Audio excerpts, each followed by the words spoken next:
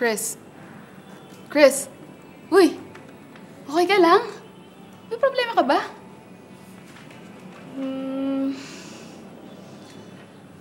Hindi ba tayo mag-usap? Oo naman. Parang di naman tayo mag-best friend. Recess? Okay.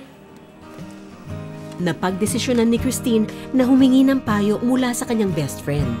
Ikwinento niya ang buong istorya habang si Ces ay tahimik na nakinig. Paano kung sakaling mabuntis ka? Bigat na na. Oo nga, tama ka. Ang bata pa natin, ang dami ko pang gustong gawin sa buhay. Pero paano kung makipag-break sa akin si Luke dahil hindi ako pumayag sa gusto niya? Chris, kung hindi ka pa ready, hindi ka pa talaga ready. True love waits. At kung hindi ka maantay ni Luke, baka hindi siyang para sa'yo. Ang tunay na gentleman, marunong rumispeto. Saka alam mo, pag di na yan nakapagpigil, nako, sabihin mo sa kanya, ikis-kis mo yan sa pader. Ano ba yan? Ang dami. Baka may makarinig sa'yo. Baliw ka talaga. Baliw na kung baliw. Sure akong gagana yan. Pero, thank you ha. Buti na lang nakausap kita. Ngayon, alam ko na ang gagawin ko. Oo naman.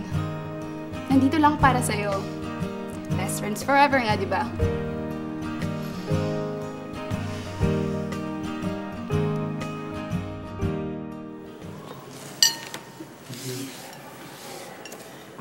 Ano, babe?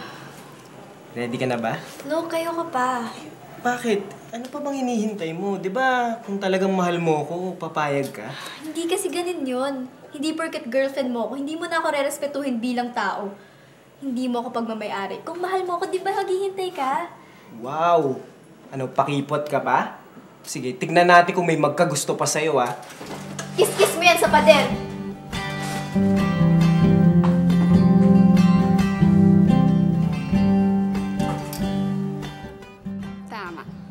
Tama lang yung ginawa mo. He doesn't deserve you. Paano na prom? May problema pa ba yan? Huwag na tayo magdala ng date. Hindi naman yan kailangan para mag-enjoy. Tama. Cheers!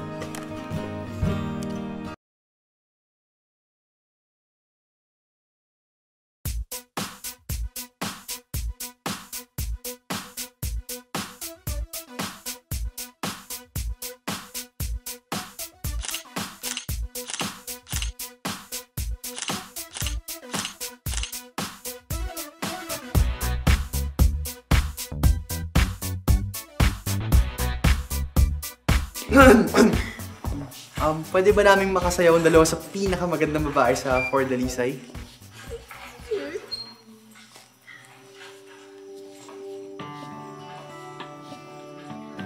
So, malapit na mag-graduation. Anong plano mo?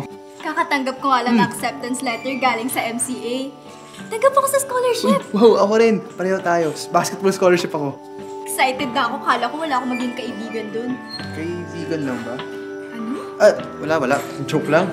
Ikaw talaga? Mag-enjoy na lang tayo ngayong gabi. Oo naman. Swerte ko nga na nakakasayaw kita eh. Nagkaayos din ang mga bagay sa buhay ni Christine.